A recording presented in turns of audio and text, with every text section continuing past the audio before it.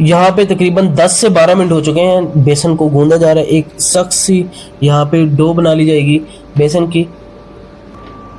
तो यहाँ पे सख्त सी डो बन चुकी है। अब इस डो को दूसरी कढ़ाई के अंदर जो साथ पड़ी हुई है उसके अंदर शिफ्ट किया जाएगा। अब यहाँ पे नमकीन बनना स्टार्ट हो गई है। तो यहाँ पे सांचा ले लिया गया है जिसके अंदर एक जाली लगी हुई है, वहाँ पे जाली को फिट किया गया है। अब इसके अंदर यहाँ पे जो डो है बनाई हुई है, बैटर है बनाया गया, उसको डाला जाएगा। यहाँ पे सांचे को बंद किया जा रहा है।